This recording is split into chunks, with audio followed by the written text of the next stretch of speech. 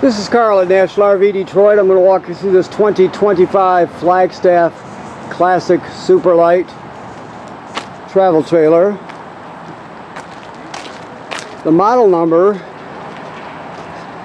is 8321 KRL. Okay, and I'm going to it's going to be a how-to video. I'm just going to walk you through it and show you some of the features and how they work. Okay. So first of all, we see that it has power stabilizers. So you have a switch here that operates them. One switch controls both rear, and then there's a switch up front to control both front. You don't lift the trailer with them, you just stabilize it, take the movement out of it. Okay? So you have a slide room with an awning on it and a slide topper. Okay? And then another awning on the wall. So you have two awnings and a slide topper, all power. Okay. As we move further down, this rail just to hold a griddle.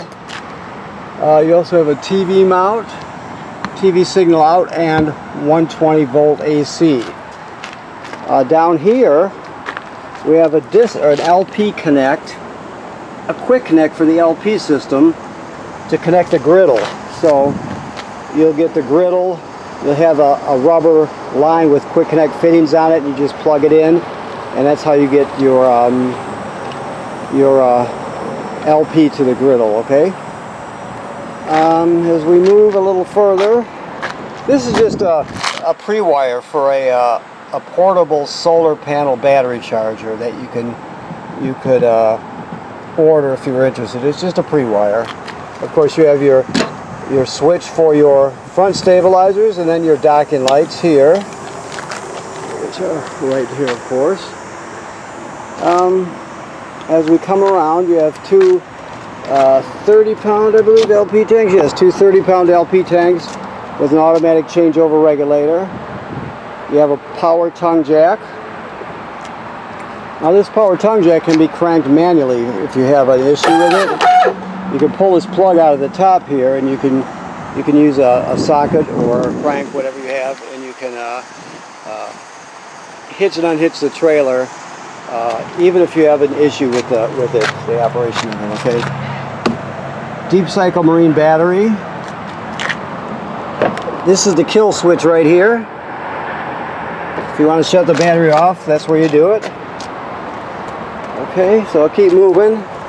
Another slide topper on this slide out, of course. You have some more storage here. Let me see what we've got here. Okay, so this is your griddle. Okay, and it hangs right on that rail that I showed you. And there's going to be I'll keep my eyes open for the rubber LP line to make sure it's in here, or in the trailer. You get this metal table that'll hang right next to it on that rail. You have your cranks. The smaller silver metal colored crank is the one that you use for your power tongue jack if it fails. You have this sprayer here that has a quick connect on it, so you can hook that up. Okay. I'll show you where that plugs in when we get to it. Of course, you have your two gray tanks and your black tank dump valves right here. The black tank is back there. So you have your city water hookup. Most common way to get water to the trailer. This is to grow antifreeze in the system when you're winterizing. You'll have to educate yourself about that if you're going to winterize it yourself. And this is your black tank flush here. Thing to remember about the black tank flush, like it says on this sticker, do not turn the water on to this flush if the black tank valve is closed. So you want it open so too much pressure doesn't build up. So the sequence would be you have your dump hose on here, of course. Then you open your black tank valve and dump it. You leave the valve open. Then you hook the hose at the dump station right onto here and turn it on. But you always want the black tank valve open before you turn the water pressure on. Okay? That way you don't build up too much pressure. This is your hot water. So this works both on 120 AC. There's a heating element behind this cover, and it works on LP gas. You got a gas valve here. Both of the switches are inside. I'll show them to you when we get in there. This is where you drain it right here. Inch and a 16 6-point socket. And keep in mind, never run it without water in it. Always make sure you have water in it. If you've drained it, you know, like you're either camping for the first time and you're de-winterized your trailer, or let's say let me do this with one hand here. Let me try again. Hold on. I might have to leave it till I can get 2 free hands. I'll do that. Yeah, so when you winterize the trailer, obviously you drain the tank. So in the springtime, when you put the plug back in, you got to make sure you fill it before you use it. That's what I'm trying to say. Okay, this is a 50 amp service, so you got a 50 amp short cord, and we give you the reducer to reduce it down to the 30. Okay, this is your dump hose kit right here, and this is another reducer to reduce it down to a 20. Okay. I showed you the city water hookup, which is the most common way to get water to the trailer. Well, this is the second way to operate the plumbing. This is where you fill the fresh water tank. So if you're camping someplace that does not have city water, let's say you're boondocking or something, you can pre-fill your tank here, and then you can use the onboard pump to pump the water. All the plumbing will work as though you have city water. You'll just be pumping it out of the tank. I'll show you where the switch for the pump is when we get inside, and of course, if you follow that sticker right down to the bottom, that's where your drain for your freshwater tank is. Okay, so you have a housing and a pre-wire for a backup kit, Furrion backup camera kit right there. You can add that on if you choose. You have a ladder, which makes it easy to inspect the roof. The manufacturer states every 90 days the roof should be inspected. The person inspecting looks for damage done to the roof by, let's say, low branches or road debris, and you look at the sealant to make sure there's no cracking or separation where water can get through, that sort of thing. Odds are you won't have to do anything for years, but you don't know unless you look. That's why it's so important to inspect it, okay? That's every 90 days. You have to be very careful, whoever does it, obviously. Okay, so let's go inside here. Whoops. Fall down here. Okay, so let's see what we've got here. So we'll start off with the panel. Your awning buttons, 2 awnings like we talked about, 3 slide rooms, your lights here, there, all your lights. Never leave the awnings out unattended. If you're not going to be at the campsite, roll them in because you don't want them to get damaged by the weather. Your water pump switch is right here, right? That's to use to pump water out of the fresh water tank if you don't have city water like we talked about. It's also used when you winterize the trailer. Light your water heater on gas is there. To turn on the electric heating element is right there. That's what most people leave that on when they're at the campsite. And then just kick the gas burner on when they're using a shower or something like that. Never run it without water in it, like I said. And you have tank heaters on this too. So each one of the holding tanks has a heating pad on it, which you turn on like that. And that extends your camping season. So you can stay out longer and go out earlier. So that's a good thing. Of course, your levels are all here. Connect is for the app. You can get a phone app for it if you choose. Now, this you can't see very easily, but the right, let's see. Let me get the right one here. Okay. Why are we? Let me just look at this here. Okay. Well, it looks like okay, yeah. So the battery's fully charged right now. That's why it's doing what it's doing. But let me see if I can get the camera up so I can you can see it anyway. This is just going to rotate through the different screens. 93 degrees Fahrenheit is your battery, basically. The important one is coming up. It's got 2 numbers on it. The top one's the DC voltage, 14.4 volts DC, and we're gaining 0 amps right now from the sun and storing it in the battery. That's because it's fully charged right now, but that'll change.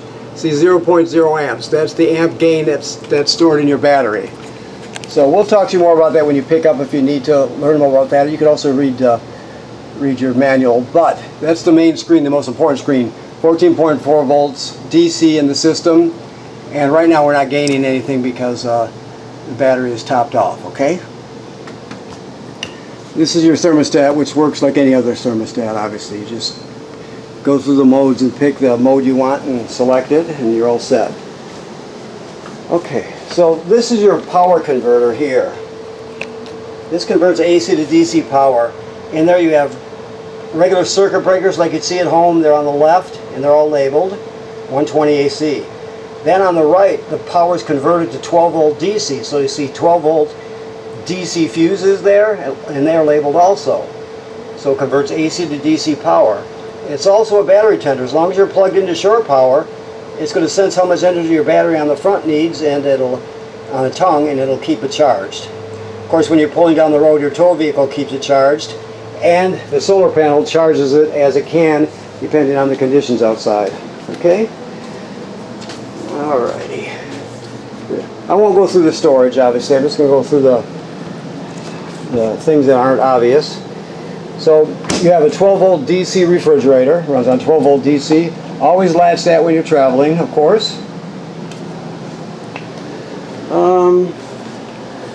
You have your fan for your range hood and a light, of course. Microwave works like any other microwave. Okay. I don't know if he's got the gas turned on now. Well, if he does, it'll light. If not, I guess I could go out there and turn it on. But let's see. So you have your three knobs for the 3 burners, and then your oven. So all you're going to do is go to high, and then depress it. Oh yeah, there you go, and it lights. And then you select the temperature. The oven is the same way. It has a pilot light all the way at the back. And so you're going to do the same thing with this. Hold it till it lights. After it lights, you still hold that in for another 10 or 15 seconds to heat up the thermocouple, and then you're all set for the oven. After you shut it off, the pilot light goes out, so you have to relight the pilot light each time you use the oven. And then, of course, you have this light switch here, ambient and oven light. Okay. Always travel with these this bifold glass cover down. But wait till the burners cool down if you're using the range, before you close it, obviously. Okay, this charging and that sort of thing. You have your TV, which is on a bracket. You have this is your Bluetooth here. So this is where your sound comes from. You stream from your tablet or from your phone. So this is typical Bluetooth. Your fireplace runs on 120 AC. It's regular campground current. He's got the remote tucked away somewhere. I don't know where he's got it. I can just operate it manually here, but should have that out where you can see him. Okay, so it's down here. So if you look here, let me get it in this hand here. If you look over here,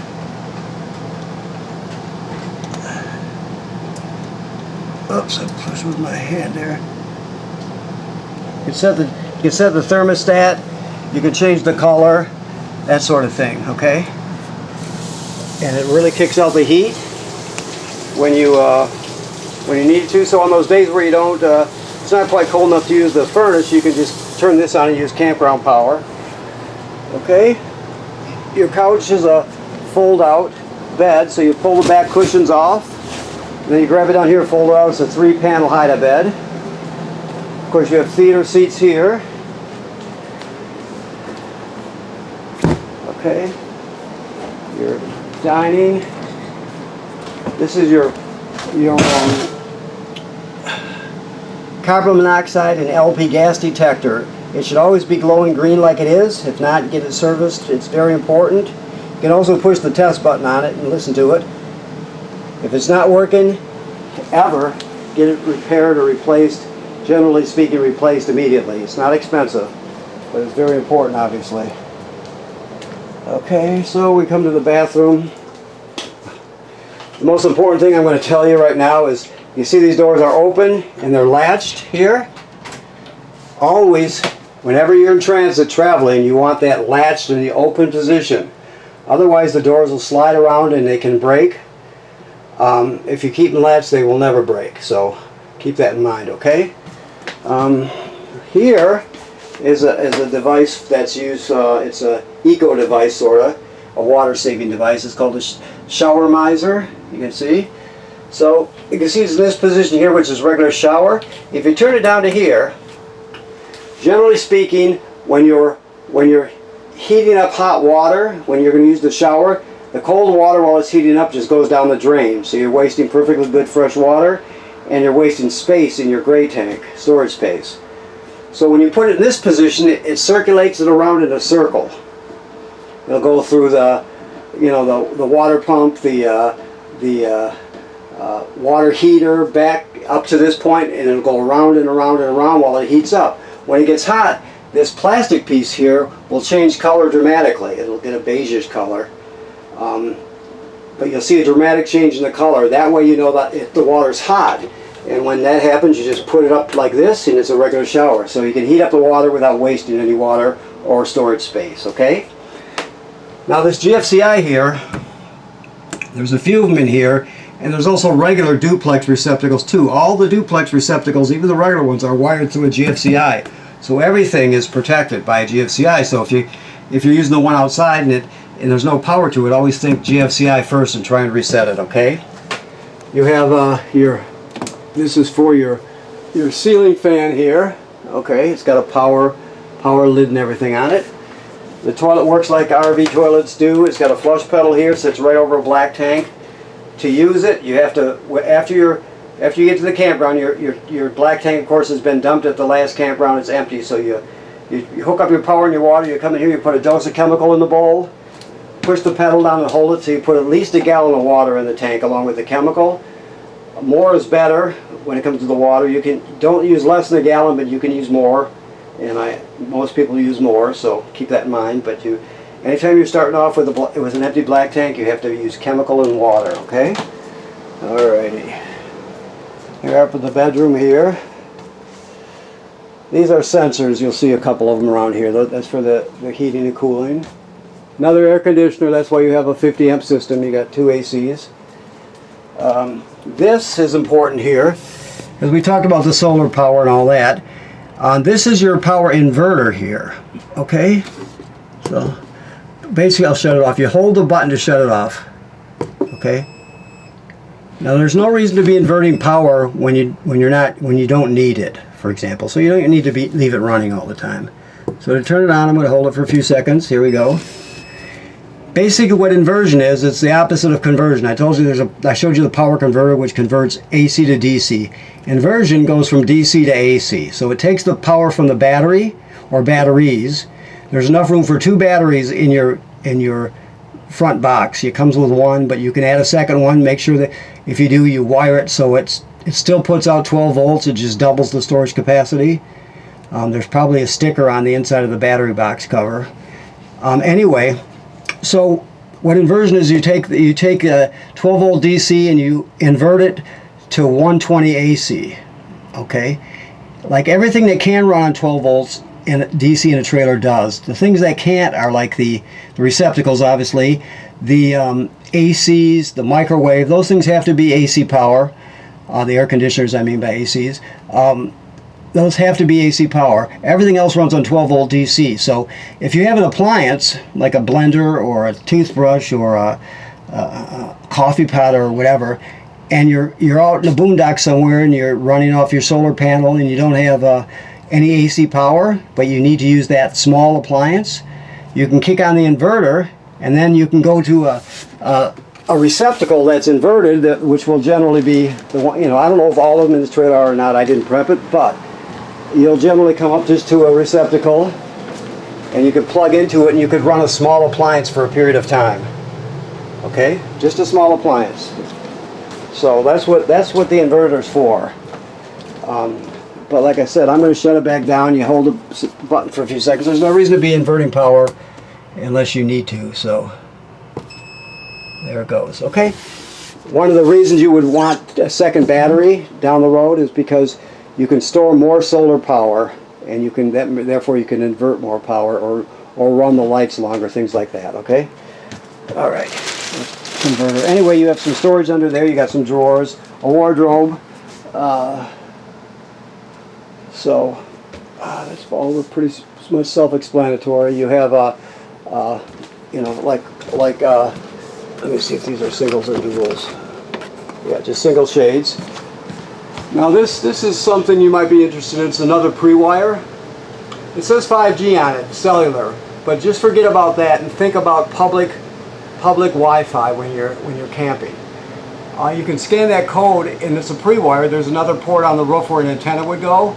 A router box would go here, a router. So basically, you're just giving your family better public Wi-Fi. It's a signal booster, and you don't have to pay for a monthly fee. Now, obviously, if you got cellular, you would have to. But if you're interested, you could look into getting the router and the antenna just to boost public Wi-Fi for your family's you know, Wi-Fi devices.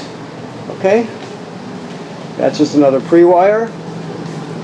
So let me look around. I think I pretty much covered everything. Yes, I did.